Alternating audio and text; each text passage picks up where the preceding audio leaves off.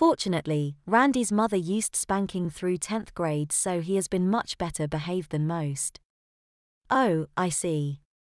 So he's used to being punished this way. Yes, he is.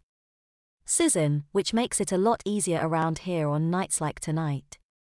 If he didn't have a traditional upbringing, Randy probably never would have agreed to stay on here after I insisted on a new arrangement. Randy was beside himself with embarrassment and asked once more if he could be excused. Once again, he was rebuffed and the two women went on talking about him as if he wasn't present. Aunt Carolyn continued. The hardest thing for Randy to get used to so far is being spanked in front of Davy. How is that, Carolyn, Mrs. Symington asked. Well, Susan, on spanking nights when I have two naughty boys on my hands, I always spank them together so each child witnesses the other's punishment. That way, they learn what happens to bad boys in my home firsthand and from watching.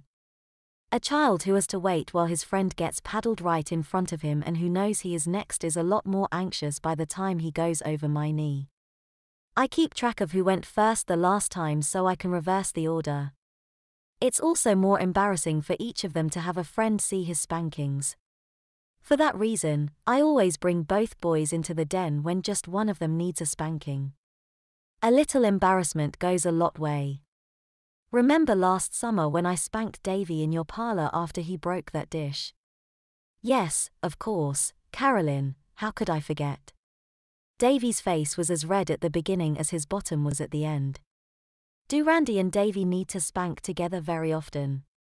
No, not more than once a week, Susan, though it depends.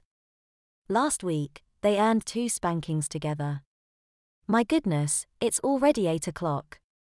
The grandfather clock had begun chiming and both women looked at their watches. Why so it is, Carolyn.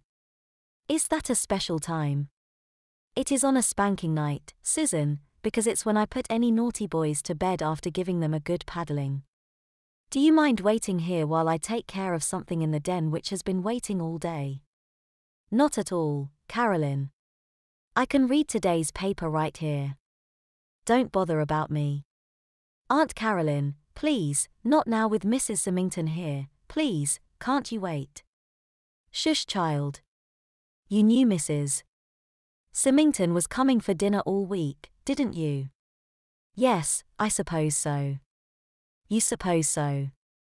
I told you 3 or 4 times earlier in the week.